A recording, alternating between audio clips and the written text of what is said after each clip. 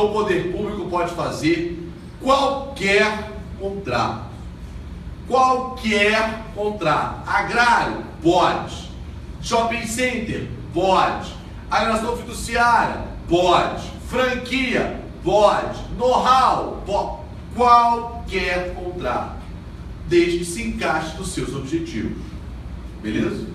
Então por quê? Porque no Código Civil, a Lei 8666, regra para o Estado, garante a aplicação supletiva do direito privado. Então se o Estado precisa fazer um contrato de know-how com uma empresa que vai fazer um produto no qual o know-how vai ser transferido para aquela administração, faz um contrato de know-how, ou seja, vai transferir a tecnologia. Quem vai definir isso são as partes contratantes. Então você tem que ir para a prova sabendo disso. Por favor, não vá para a prova xiita achando que é só contrato administrativo que o Estado faz, que isso é muito primário. A banca quer que você tenha a visão mais ampla, sabendo que o Estado faz todo tipo de contrato. Ele já perguntou nos últimos 5 exames de contratos, locação, contratos com privê e contratos comodados. E não perguntou contrato de serviço. Porque ele quer que você olhe para aquele contrato de locação, critique o contrato e marque errado. Que é isso que ele quer. Porque ele acha que você acha que o Estado só faz maracutaia. Que é isso que fala na televisão.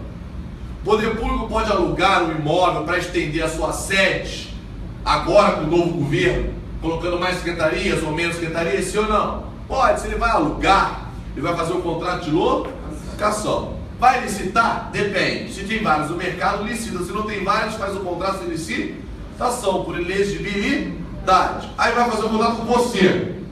Você não vai fazer um contrato administrativo, vai fazer um contrato de locação do jeito privado. Então não tem contrato administrativo. Se o poder público agora quer dispor de um bem para o setor privado, para ele dispor de um bem do setor privado, ele não pode dispor para o amigo, porque ele deixa de ser impessoal, passa a ser pessoal. Então ele vai ter que dispor de maneira impessoal. Então ele tem que ir. Quem é que vai ser o melhor locatário? Se ele vai dispor de bens via locação, ele vai ter que alugar para o terceiro. Então ele vai ter que licitar. Aí quando ele for locador, ele licita. Não é muito óbvio, sim ou não? Porque ele deixa de ser impessoal. Eu estou falando de bens imóveis, imobiliário. Porque quando é equipamento, a gente já viu que se encaixa com prestação de serviços. Fechou comigo até aqui, sim ou não? Então não precisa anotar. O contrato administrativo é um ajuste e os contratos típicos da administração são esses, administrativos para compras, obras, serviços e alienações. Mas o poder público pode fazer qualquer tipo de contrato. Beleza? Bom, nosso assunto é contrato administrativo e quais são as características básicas dele. Em especial as cláusulas exorbitantes. O que é cláusula exorbitante no cérebro? Porque ninguém vai te perguntar o conceito. Cláusula exorbitante no contrato público, alguém manda mais. Quem é que manda mais? É o poder? Então cláusulas exorbitantes são cláusulas onde o poder público tem prevalência. Como é que você enxerga isso? É quando existe uma cláusula unilateral. Quem é que tem poder unilateral? É o poder público. Vamos lá então, vamos anotar. Quem é que consegue suspender um contrato unilateralmente? O poder? Se tiver cláusula contratual. Pronto. Unilateral só existe se existir cláusula contratual. E quem for o dono dessa cláusula? Se existir isso é o quê? Pronto. Cláusula exorbitante é a cláusula que dá privilégio ao poder público. Não precisa anotar mais nada, é cláusula unilateral. Mestre, vai. Essa cláusula exorbitante, ela só em ser o poder público contratante, ela já não é? Não, pô. A pergunta do colega é, só por ser o Estado o contratante já não é exorbitante? Não, pô. Quando o município, o Estado falido, vai no banco e pega um empréstimo, ele não é contratante? Sim. E ele vai ter exorbitante no contrato? O banco vai admitir cláusula lateral? Não. Vai admitir um atraso por até 90 dias? Nem pensar. Então é um contrato privado. Claro, pelo contrário, vai ter multa e juros contra o atraso por um dia. Certo? Então decora, exorbitante tem que ser unilateral, mas não pode ser qualquer uma, tem que estar previsto na lei. Então é sempre exorbitante previsto na lei. Então anote no seu caderno só uma frasezinha. Aqui dentro do conceito, o que você achar melhor. Bota aí contratos administrativos, dentro do conceito, bota só uma frasezinha para complementar o seu slide. Os contratos públicos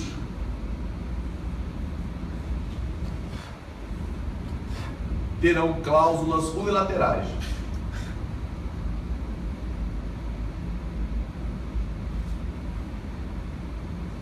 Obrigatórias.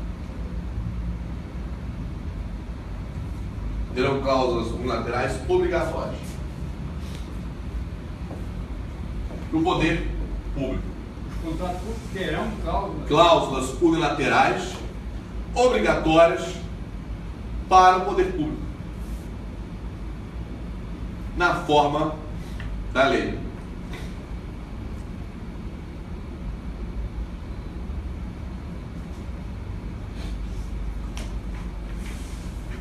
Vocês não precisam ter a noção de quais são essas cláusulas todas. A ideia em prova é saber que são cláusulas unilaterais. E é óbvio, não precisa anotar, tem que estar no contrato. E o que está no contrato tem que ter previsão na lei. Vamos chegar agora na aula a visualizar quais são essas cláusulas. Não precisa taxar agora e decorar todas elas. Nos exemplos que a gente vai trabalhar agora, você vai visualizar todas elas. Mas o importante é guardar que só existe cláusula exorbitante nos contratos públicos administrativos, obras, compras, serviços e alienações. Desses contratos públicos administrativos sempre terão cláusulas exorbitantes. Essas cláusulas, elas não são negociadas.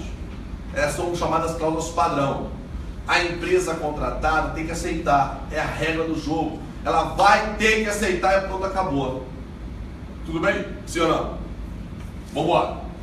Dando continuidade ao contexto desse assunto, todos os contratos, a partir do artigo 54 da 8666, tem que ter prazo. Bota no caderno, prazo. Baseado na lei, a partir do artigo 54, todos os contratos têm prazo certo. E é prazo de vigência. Todos os contratos possuem prazo. Prazo de vigência. Baseado na lei. Mas só botar na lei do 8666, todos os contratos possuem prazo. Prazo de vigência. O que é prazo de vigência, doutor? É o prazo do contrato, pô. É o período que o contrato vai vigorar. Você nota aqui, é óbvio, vigência, né? Vigorar. Este prazo de vigência tem que ser, obviamente, muito maior do que a execução do contrato. Não precisa anotar. Você vai contratar um pedreiro para fazer a obra no seu banheiro.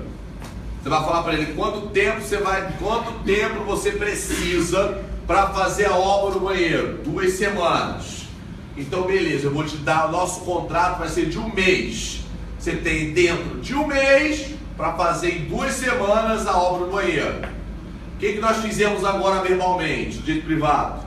Meu prazo de vigência com você é de 30 dias, mas você tem 2 semanas para fazer a execução. Então os contratos possuem um prazo de vigência que sempre será maior do que o prazo de execução. Qual é o prazo de vigência? É o prazo que nós podemos combinar. Então os prazos de vigência são negociados em cada licitação. Você quer um prazo de 12 meses, 18, 24, é negociado, ou seja, é dependendo da licitação. Então bota aí, a administração escolhe o prazo de vigência.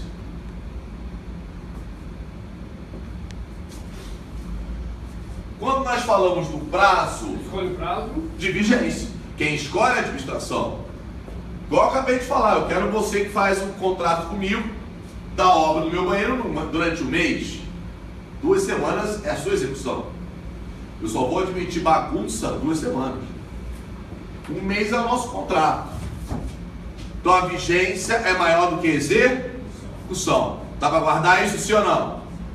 Bom, Toda essa vigência é a chamada duração do contrato. Então, durante o mês eu tenho que ter o quê? Dinheiro. Então, toda a vigência do meu contrato está amarrada ao quê? Dinheiro. Não é isso? Tem que ter dinheiro para pagar, porque senão eu estou fazendo um contrato sem dinheiro. Então, o que você tem que anotar no caderno? Todo contrato está vinculado a crédito orçamentário. Na mesma linha continua. Todo contrato está vinculado a crédito orçamentário. Está vinculado? A crédito orçamentário. O que você tem que interpretar para o crédito orçamentário? Caramba, dinheiro para pagar, pô. Não é? Ou seja, você vem uma previsão orçamentária para comprar, para gastar. Aí o próprio artigo 57 excepciona situações óbvias, situações que não precisam estar previstas em crédito orçamentário, porque são lógicas. Ou seja, não preciso ter crédito orçamentário, mas eu tenho que ter dinheiro sempre. Então bota aí, salvo serviços continuados, que sempre necessitam de dinheiro. Salvo serviços continuados, que sempre necessitam de recursos.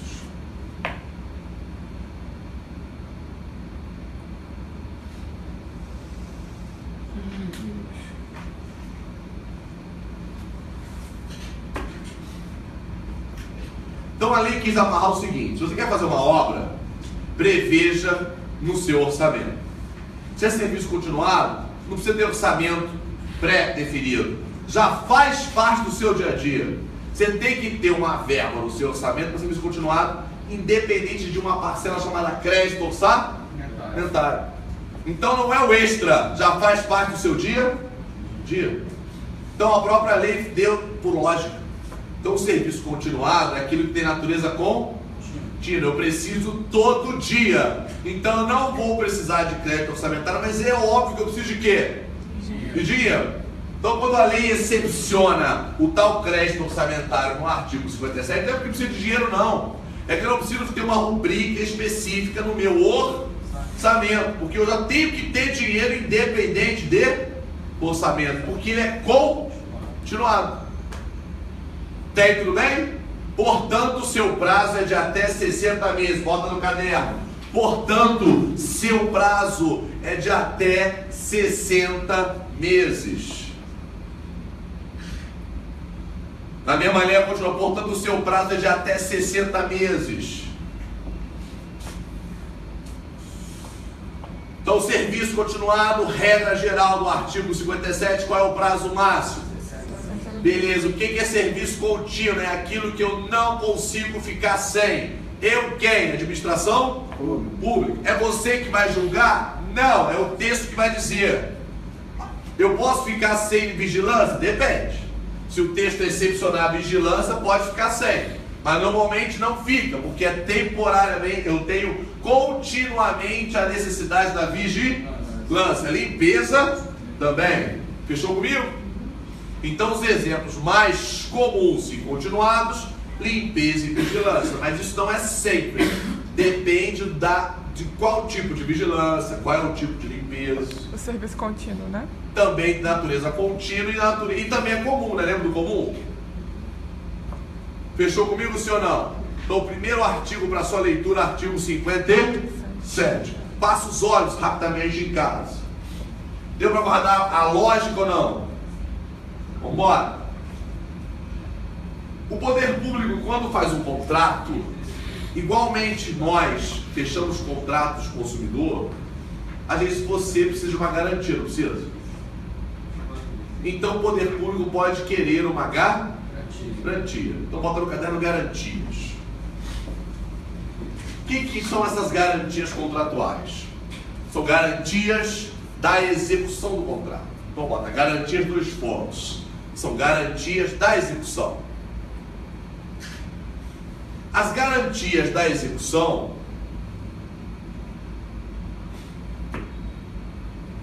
podem ser fiança, calção ou seguro garantia. As garantias podem ser fiança, calção ou seguro garantia.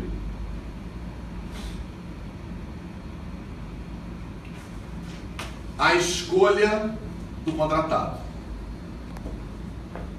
Quem escolhe é você, empresa. Quem escolhe é a empresa.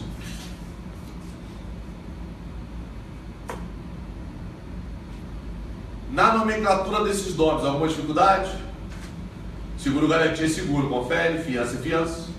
E calção é calção e dinheiro, depósito em conta, beleza? Bom, estas garantias referem-se às garantias da execução. Não tem nada a ver com assistência técnica.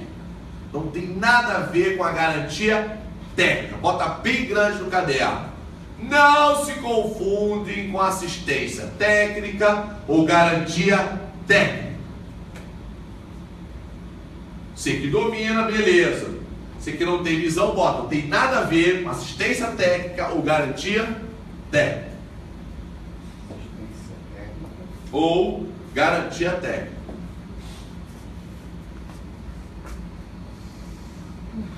Não é óbvio, sim ou não? Vamos lá. Essas garantias, não anota. Essas garantias é execução do contrato, não são? Sim ou não? Então elas estão vinculadas ao contrato. Vinculadas ao prazo do contrato. Acabou o contrato, acabou o H. E a garantia técnica? Pode ser depois? Pode ser depois? A assistência técnica não pode ser também depois? Não precisa anotar que é óbvio, sim ou não? Beleza. Está no preço, né? De repente no preço está pagando, inclusive, o meu serviço já tem. Eu quero que você me preste, determine garantia técnica, tanto que no meu preço tem lá a garantia técnica.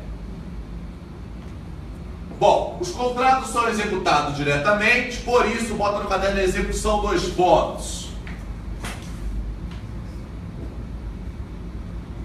Vamos embora, não desanime. Quando nós falamos dos contratos da execução, quando contrata a sua empresa que vai executar, não é?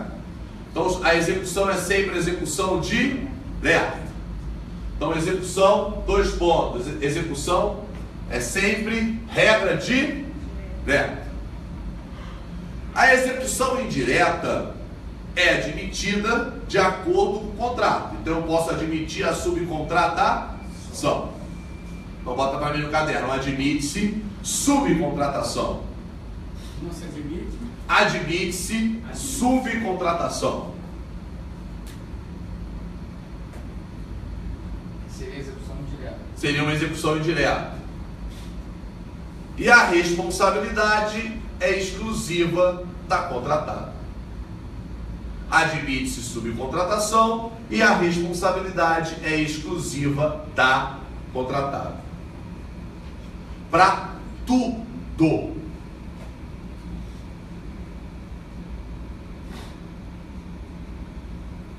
Vamos lá. A União contratou Andrade Gutierrez para fazer a obra. Andrade Gutierrez subcontratou a Engevix. A Engevix não pagou o funcionário. Entrou com uma reclamação trabalhista contra Andrade, contra a União. Quem é que vai ter que pagar? Andrade. O que a União tem a ver com essa história? Em prova objetiva? Nada. Tem alguma responsabilidade subsidiária? Não. Na Justiça do Trabalho, a súmula 331 só vai ser admitida se houver nessa relação contratual comprovação de culpa em vigilando ou culpa em eligendo por ausência de fiscalização. A regra é fiscalizar, logo eu não respondo quando eu tenho fiscalização, porque a responsabilidade é sempre da contratada e sempre daquela que contratou a subcontratada. Isso aí. Então é só gravar uma frase. A responsabilidade é da contratada. Se na prática é uma zona, o que é, esqueça a prática. Na prova é sempre da contratada. Beleza? Próximo. Quando pensamos nos contratos, os contratos podem ser alterados. Vamos anotar aqui. Olha o sono, segura a onda, vamos lá. Alteração dos contratos. Parte de uma maneira vem agora. Como que um contrato de 10 milhões vira 200? É aqui que a gente vai ver. através dos aditivos. Aí fala na televisão e depois não dá em nada. Porque pode estar juridicamente correto. A alteração dos contratos, nós temos a primeira hipótese, a alteração dos contratos unilateral. Quer copiar aqui comigo? Copia comigo aqui, alteração unilateral do objeto. Vamos mexer primeiro a alteração lateral do objeto.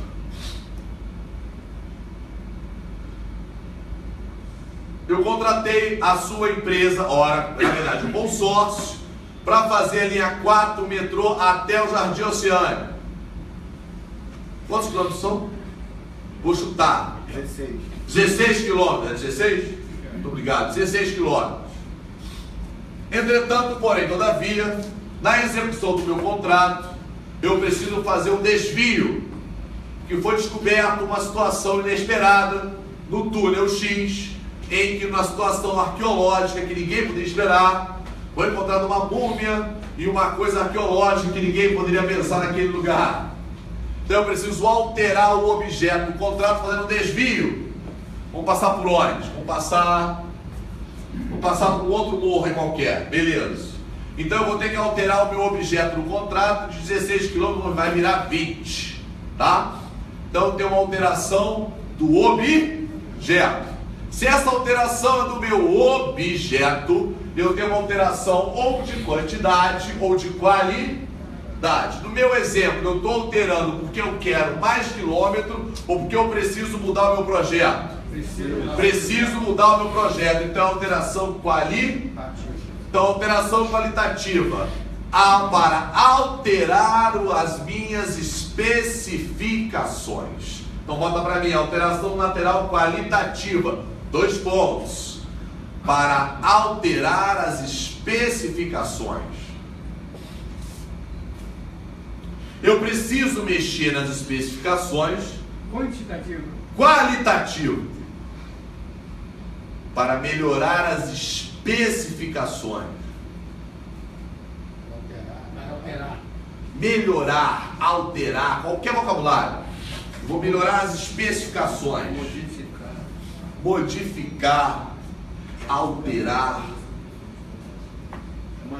redimensionar. Porque eu preciso, por um fato superveniente. Não se esqueça sempre por um fato superveniente. Se for coisa velha, tá fora, tem erro de projeto aí, tem problema. Isso pode gastar dinheiro, não pode? No exemplo, não vai aumentar mais 4 km? Sim ou não? Sim.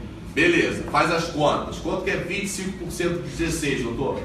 25% de 16? É. Dá 4. Dá 4? 4. Então minha conta deu certo. Então se 16 foi para 20, 25% de 16 dá 4. Então se no meu projeto eu alterei o número de 16 foi para 20, eu vou aumentar mais 4 km, logo 4, né? 4 km, então logo eu estou dentro do limite 25% de 16 km. Logo eu estou no meu limite de alteração ali.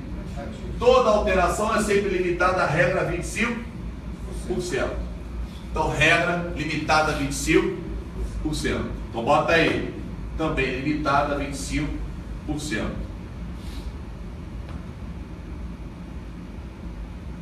Que bom que minha conta deu certo. Não precisa nem chamar o contador. Bom, então o que acontece? Eu faço um aditivo, bem lembrado, doutor? A minha alteração de 16 virou 20. Aí eu vou ter que pegar o valor em bilhões de reais. De 16 quilômetros era 30 bilhões. Eu tenho que também alterar no máximo 25% de 30 bilhões. Tanto do objeto em si, como em reais. Então, em prova, alteração qualitativa para melhorar o objeto. A alteração das especificações. Fechou? Limite até 25%. Regra até 25%. É isso. Tanto do objeto como do valor. Vai, doutor, desanima para lá para cá. Vamos alterar quantitativamente. Preciso contratar. Temos aí. Deixa eu pegar alguma coisa municipal que está na moda. Vamos imaginar. Eu sou o futuro prefeito do Rio de Janeiro e vou comprar tem os contratos em vigor de remédios, deixa eu pensar em remédios ou artigos esportivos para quem faz reabilitação médica, e eu vou pegar esses contratos, vou aditivá-los, vou comprar mais equipamentos de reabilitação médica para as áreas carentes A, B e C dos contratos 1, 2, 3. Então eu vou pegar os contratos vigentes, vou alterar a quantidade deles. Quando eu quero alterar o meu objeto na quantidade, a alteração quantitativa também está limitada a 25. Então eu vou olhar as quantidades de cada item, vou alterar no máximo 25 de cada item do seu valor. Então a alteração quantitativa é mole, é quantidade, tanto do objeto como do seu valor. Então a alteração unilateral quantitativa é do objeto e do seu valor. O que tentam fazer na prática é só do valor, que o contrato é no 30 milhões. Pega 30 milhões e aumenta 25%. Se esse 30 milhões aumentar 25%, vai dar um valor muito maior se aumentasse só um item que você de repente precisava. A lei fala a alteração quantitativa do valor do contrato vinculado ao objeto. Pô. Então tem que alterar o objeto. Se o objeto é fornecimento de cadeira de roda, então tem que aumentar o número de cadeira de roda. 25% de cadeira de roda. E obviamente até o limite de valor da cadeira de roda. Então decorar a alteração quantitativa e quantitativa em prova, sim ou não? Sim.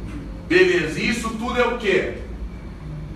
Unilateral. A empresa tem que concordar. Se ela tem que concordar, ela tem que fornecer. Se ela não fornecer ou concordar, ela está em inexecução contratual. Ela já sabe que é assim que funciona. E é óbvio que ela vai receber. Certo? Vamos embora. Alteração por acordo é o chamado reequilíbrio econômico-financeiro, ou seja, é através de pleitos de reequilíbrio. Vamos botar no caderno? Alteração por acordo, 2 pontos. Alteração por acordo ocorre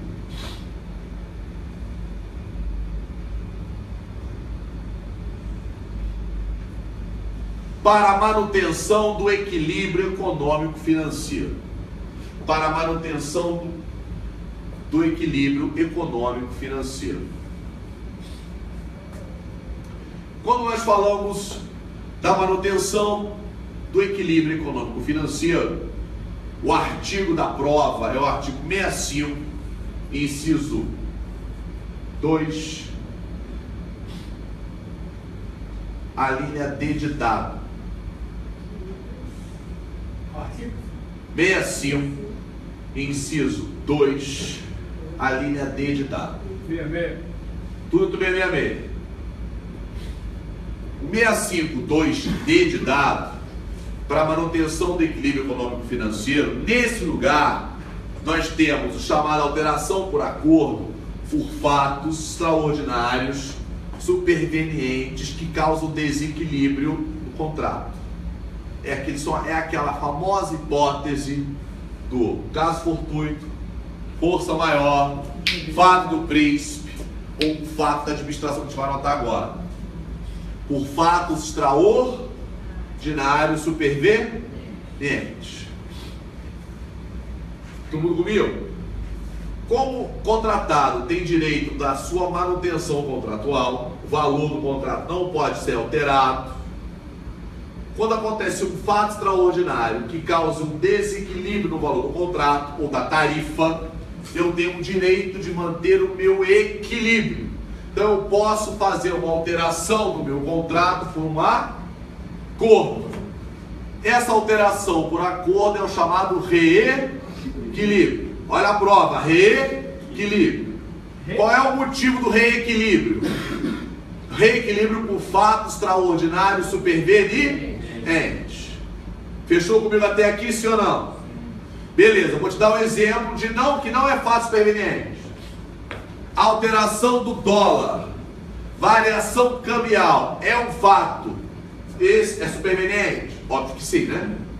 Variação cambial é superveniente? Você contratou hoje para você fornecer o equipamento.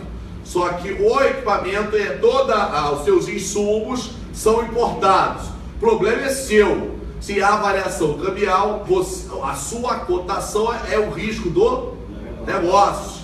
Se eu contratei em real, você que vai arcar com prejuízo, porque o meu contrato não é em dólar, é em real.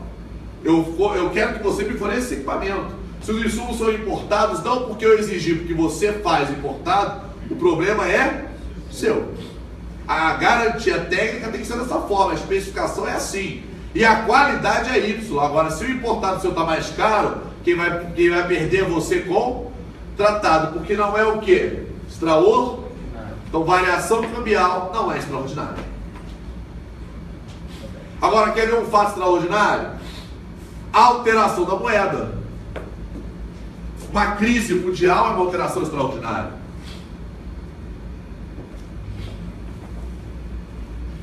Quer ver um exemplo de caso fortuna e força maior? A crise hidrológica, isso nós passamos, falta de água, a ausência de chuva que todos nós passamos há 2 anos, a crise hídrica, melhor dizendo, a crise hídrica afetou a tarifa de energia, foi considerado um caso fortuito que teve a necessidade do reequilíbrio da tarifa de concessão, que é a mesma coisa. Então, variação cambial não é fato extraordinário, crise hídrica, fato, caso fortuito ou força maior. Isso garante a manutenção do contrato, porque eu aplico a mesma regra para as tarifas de concessão. Beleza? Bom, força maior, caso fortuito, fato do príncipe. Algumas empresas hoje vem sustentando que o impeachment, que a crise política seria um fato do príncipe. Não é! Fato do príncipe é um fato do Estado. Melhor exemplo do fato do príncipe, o confisco da poupança, que nós sofremos nos anos 90. Aquele confisco da poupança é um verdadeiro fato do príncipe. Aquela situação fez com que o Estado fizesse o confisco da poupança e afetasse todo o mercado. Alteração da moeda de URV para real, isso pode afetar os contratos. Isso faz com que seja o que? Literalmente um fato do príncipe. Isso pode, depois de assinado o contrato, pode acarretar o que? Uma mudança em equilíbrio econômico financeiro. Então hoje o que acontece é caso fortuito, força maior ou algum outro tipo de fato extraordinário extracontratual. Nós temos problemas de falência de empresas subcontratadas, problemas financeiros de empresas subcontratadas, problemas, casos fortuitos e forças maiores de outras empresas que afetaram o grupo, bloqueios judiciais, várias outras situações que podem causar desequilíbrios econômicos financeiros. Fechou comigo, senhor não? Isso pode garantir um reequilíbrio econômico financeiro e é literalmente por acordo. Beleza?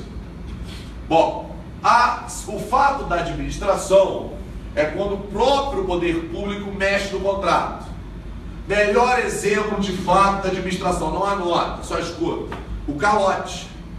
Você é o prefeito e não vai pagar ninguém nos próximos 6 meses. Você, empresa contratada, está com esse calote. O que aconteceu no seu contrato?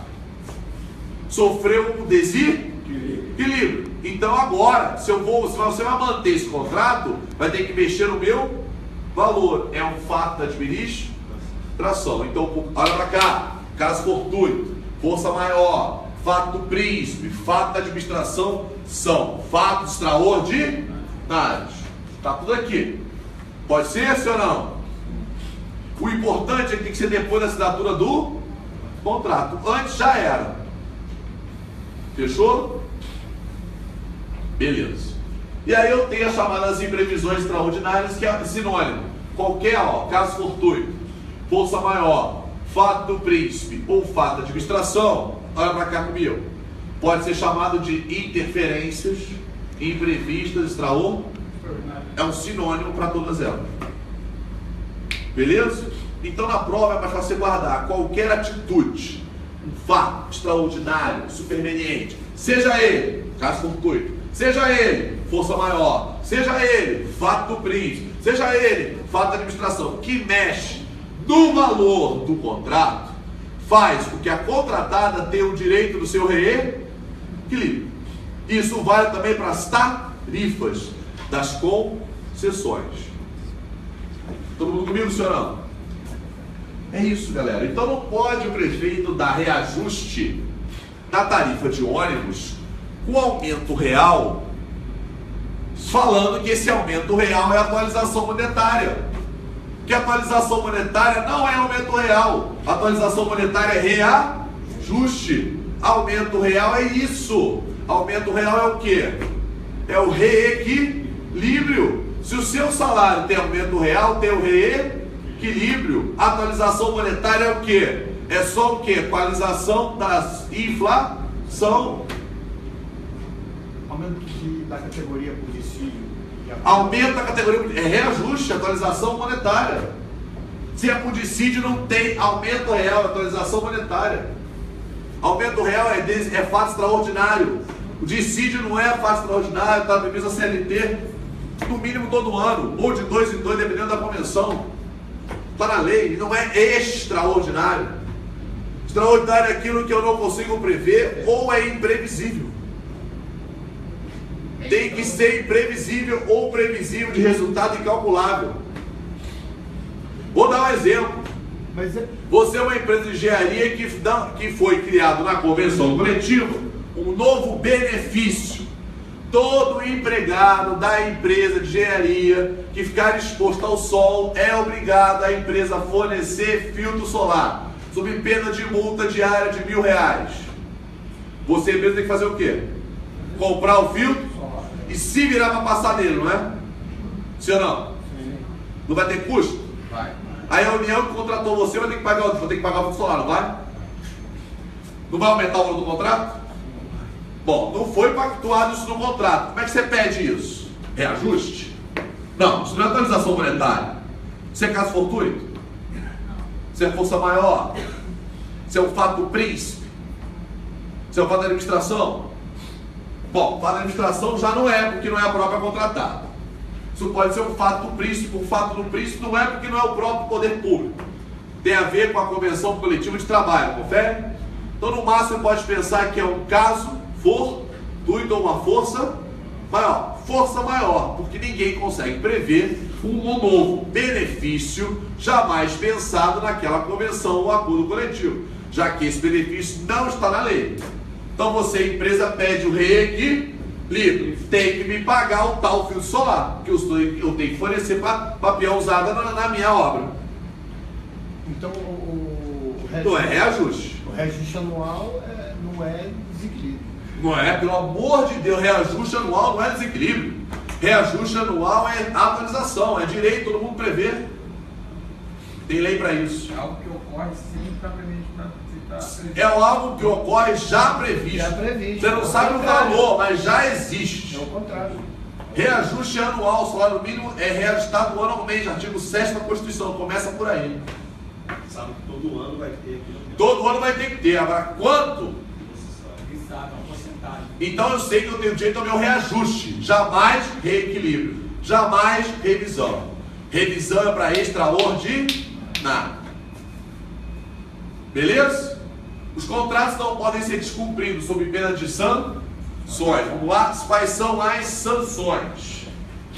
No capítulo das sanções eu tenho 4 sanções. Tá pegando o áudio ou só eu que estou escutando? Não, beleza. Ele está berrando, né? Vamos embora. No capítulo das sanções, 4 sanções: advertência, multa, suspensão e declaração de inidoneidade. Bom, a advertência é óbvio, tem a ver com a advertência do contrato, com a execução da contratada, multa contratual, pode ser multa rescisória, multa de inexecução. Suspensão por até 2 anos de participar de licitações ou contratos. Declaração de inidoneidade sem prazo. O que eu quero que vocês memorizem é que a suspensão é de até 2 anos. Declaração não tem prazo. Até aí tudo bem? Qual é o efeito da suspensão? O efeito da suspensão é inter partes. Prefeitura do Rio de Janeiro suspendeu a empresa A. Vale apenas para o Rio de Janeiro. Tem divergência, mas por enquanto é isso que está valendo. Declaração de inidoneidade. Vale para qualquer lugar. Quem declara inidôneo, ministro de Estado, ministro de Planejamento, suspenso. Não está aí não? Eu entrei primeiro errado para você, não bota então aí. Então anota isso aqui, ó. Vou pedir para olhar. Advertência por escrito, multa contratual, suspensão de até 2 anos, declaração de idoneidade não tem prazo. Suspensão, efeitos, regra, interpartes, de acordo com o Tribunal de Contas da União majoritário.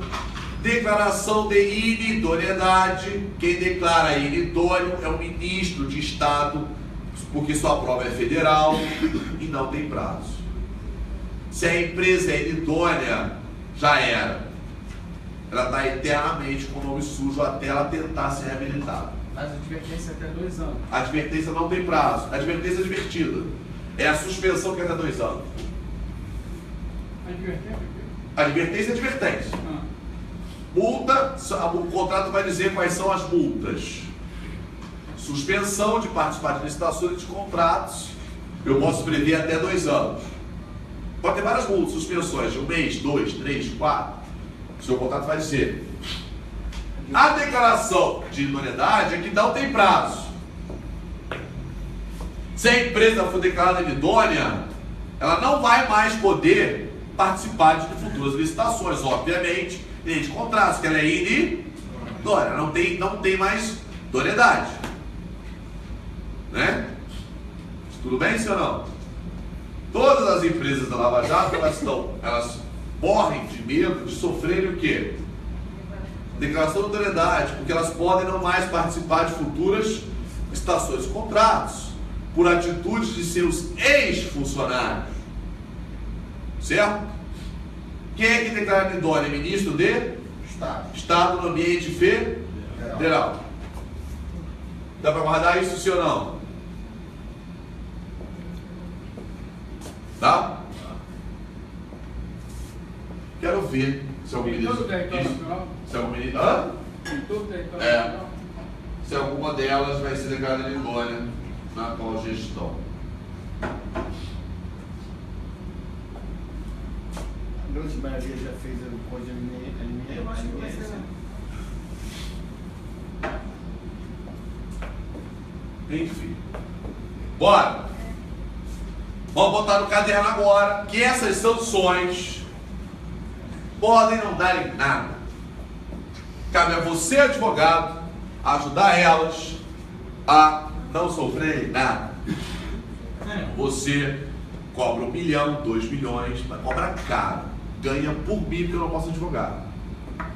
E vai cobrar delas para elas fazerem um acordo de leniência. E aí elas podem fazer um acordo com aquela administração que quer suspender elas de licitar.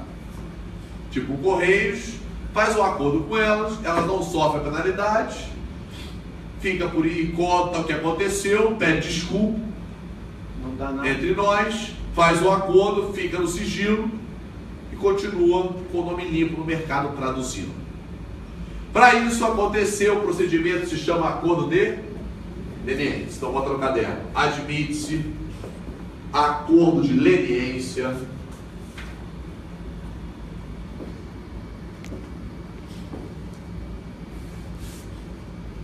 com a própria administração pública,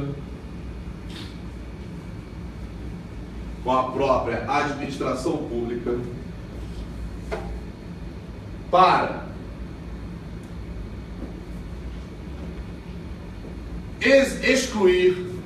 excluir as penalidades da Lei 8666.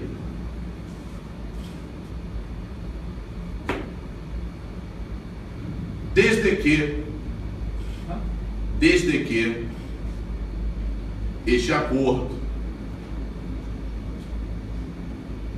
seja fundamentado na lei anticorrupção,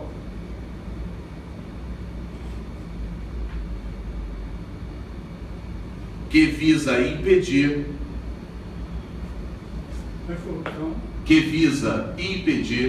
a prática de ilícitos contra a administração. Lei anticorrupção. Que visa impedir ilícitos contra a administração.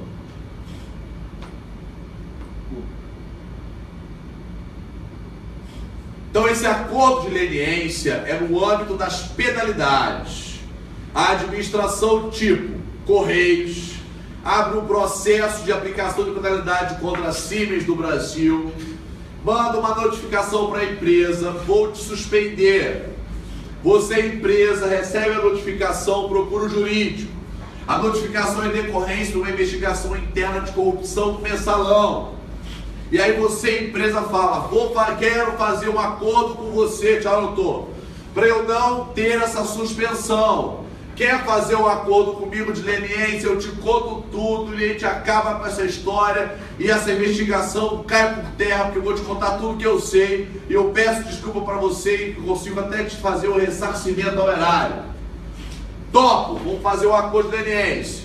Então nesse acordo de leniência da lei de corrupção é justamente isso: impedir e acabar com o ilícito, inclusive garantir um eventual ressarcimento ao erário. Fechou comigo, sim ou não? Sim. Então admite essa sistemática do contexto. Em outras línguas. Isso, fica a critério criativo. Vamos para as questões? Beleza, primeira questão. Em um pregão presencial promovido pela União, foram abertas as propostas de preço, constatando-se que a empresa M ofereceu o preço de 10 mil, M o preço de 10.001, O ofertou 10.150, P o preço de 10.500, Q apresentou proposta de 10.999 e R por fim ofereceu 12 mil. Diante da hipótese sugerida, assinar a afirmativa correta.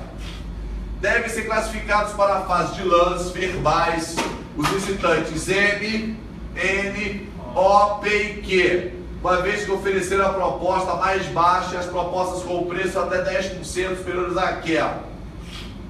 Errado, em cima. B. Para a fase de lances verbais, somente devem ser classificadas a empresa M, N, O, P, uma vez que ofereceram proposta mais baixa e as 3 melhores propostas. Todos os licitantes devem ser classificados para a próxima fase, é pregão, é presencial. Uma vez que restringir a participação de algum deles significaria ofensa ao grado competitivo. A administração deve realizar uma média de todos os preços ofertados, poderão participar da fase seguinte os licitantes com propostas inferiores a esta média. Tem que fazer média. Eu falei média em algum momento? Média está fora. Pregão a regra eletrônica, mas pode ser presencial. Vamos lá. Melhor preço aqui é 10, 10.001, 10.150, 10.500.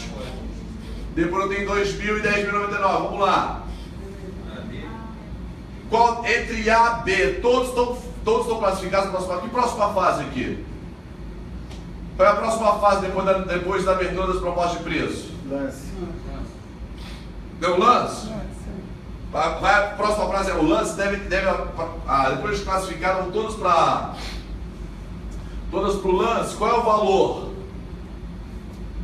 do meu orçamento aqui do pregão? Você tem o valor do orçamento? Vamos lá. Para a fase de lance, somente deve ser classificada a empresa M e O P, uma vez que ofereceram a proposta mais baixa e as 3 melhores propostas. Quando você faz a abertura das propostas na presencial, aqui ó, na seção dos lances, não é na internet, é presencial. Elas estão classificadas dentro do meu sistema, ela é presencial, eu vou ter que analisar se elas podem estar de acordo com o meu edital. Elas têm que estar mais ou menos próximas do meu valor, confere? Não está tudo dentro da faixa do mesmo valor, sim ou não? Não tem ninguém com 20 mil aqui, não é isso? Então eu vou, se todas elas estão com propostas mais ou menos próximas eu vou somente deixar as 3, vou excluir 2 na fase a menos da abertura da proposta, ou vou colocar todo mundo para frente? Botar todo mundo. Todo mundo para frente, porque ainda tem a seção dos lances. Vamos ficar com qual alternativa? Letra C, porque o eletrônico é como se fosse presencial. Aqui na seção dos lances é eletrônico. É isso aqui mais rápido. Aqui é presencial porque ele excepcionalmente pode optar pelo presencial. Se fosse eletrônico seria a mesma coisa. É como se fosse o lance mínimo. O lance mínimo seu jogou 12, mas o outro lançou mínimo 10. Está dentro da faixa, por exemplo, do meu orçamento. Mas vamos começar a disputa. E esse 12 pode chegar a 9. Ou seja, a proposta dentro do meu início da disputa está dentro da minha licitação, não está fora. Se eu excluo os demais, eu já estou julgando. Então a letra B está fora porque já tem julgamento. E não tem julgamento aqui ainda. Certo, doutor? Certo. Sim ou não? Hein? Qual que você não entendeu aqui a historinha? 10. Não tem todo mundo aqui que apresentou uma proposta no papel? Tudo mais ou menos no mesmo valor? Está na faixa dos 10 mil? Como quando nós temos uma licitação com a concorrência, eu analiso a documentação das propostas para observar se está mais ou menos todo mundo no mesmo parâmetro. Mas eu não posso julgar ainda porque eu tenho a fase dos lances. Mas a proposta inicial, que é um tipo como se fosse o primeiro lance, está dentro da minha primeira disputa. Então, se eu já excluo e deixo só 3 e tiro os demais, eu já estou fazendo o quê? Já estou julgando que os outros estão fora. Como é uma sessão de disputa, eu não posso excluir todo mundo, salvo se eu já terminar o meu julgamento. Então, eu tenho que ir para a próxima fase, que é a sessão dos lances.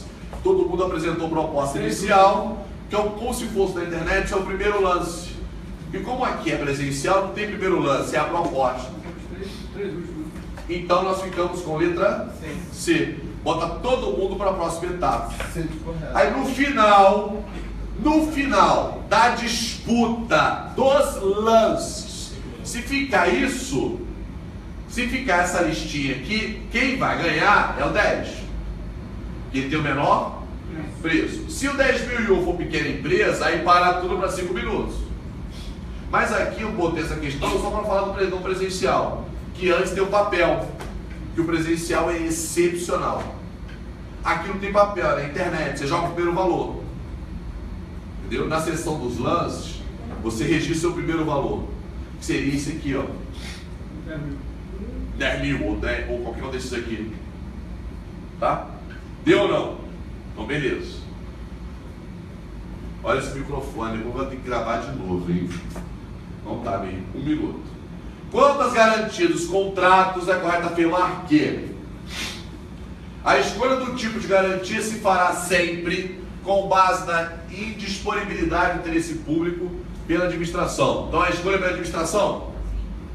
Quem escolhe a garantia? Acabei de falar hoje.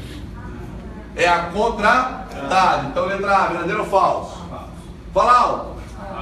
B, para serem exigidas do contratado devem ser previstos no convocatório. Está no edital, né? C, é admissível todo e qualquer tipo de garantia admitida pelo direito privado. A escolha da administração? Não. É a escolha do com? É admissível todo e qualquer tipo de garantia admitido em direito, sendo irrelevante a previsão do instrumento convocatório? Não. Beleza, e qual letra? B de bola. A licitação tem como dos seus princípios específicos do julgamento objetivo, que significa? O que é julgamento objetivo? Letra A. Tá para ler comigo? Depois você pega no site. Vedação de cláusulas ou condições que comprometam a ideia de proposta mais vantajosa da administração.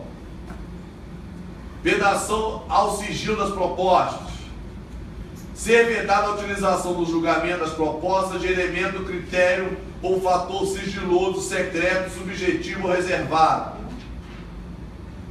Ser impositivo o julgamento célere e oral das propostas e acarretar a imediata contratação do licitante vencedor.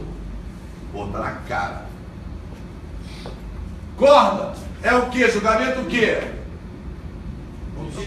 Então não pode ser o quê? Letra C, pô.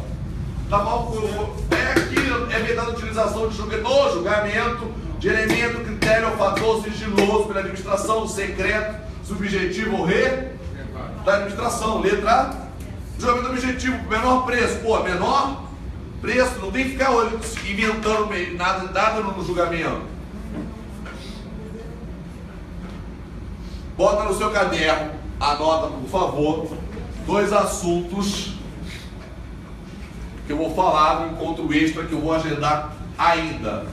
Intervenção na propriedade e bens públicos. Deixa anotado que eu vou agendar com você aí nesse terreno na turma de exercício. Intervenção e bens públicos. Obrigado pela atenção. Você está comigo aí online, esteja comigo, tem muita coisa que eu tenho que estudar ainda. Você que viu pela primeira vez, obrigado pela atenção, viu Pauleira hoje. E eu estou na internet. E vamos embora, vamos caminhar para você se livrar desse exame de ordem. Eu quero ver a galera de trás livre dessa porcaria, ok?